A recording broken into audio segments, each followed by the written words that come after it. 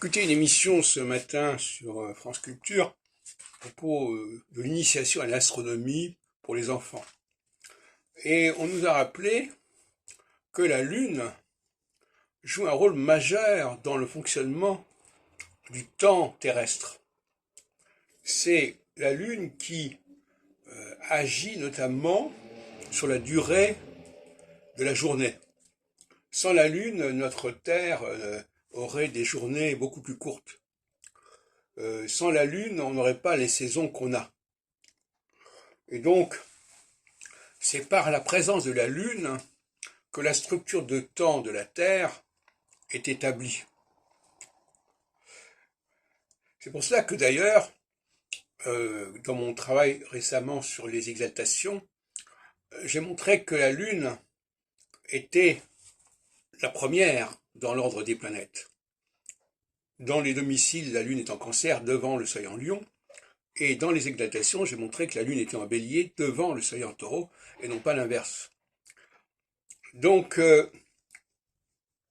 la Lune, c'est aussi un certain strict système de chiffres qui se retrouve avec Saturne.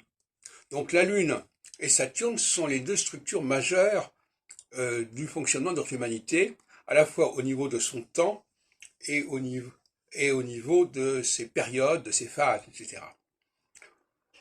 Et en fin de compte, de ce point de vue-là, le Soleil est un élément essentiel, mais c'est l'élément le plus structurant, c'est l'axe Lune-Saturne.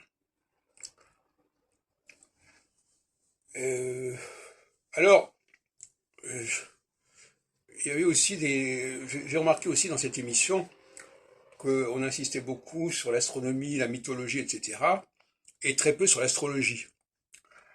Et à ce niveau-là, il faut rappeler, puisqu'on parle justement dans cette émission, on parlait des constellations zodiacales, dont on laissait croire à tort que ça correspondait au signe solaire, ce qui est faux.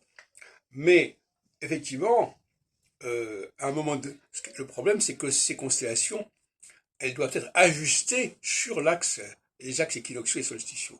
Vraiment, elles ne sont pas ajustées régulièrement et donc remises en œuvre, eh bien, elles ne fonctionnent plus. Elles ne sont plus des marqueurs intéressants. Et c'est pour ça qu'on a découvert la pression de l'équinoxe, parce que justement, on s'est aperçu qu'il fallait modifier les relations entre les équinoxes et les étoiles, et que c'était plus les mêmes étoiles qui jouaient leur rôle.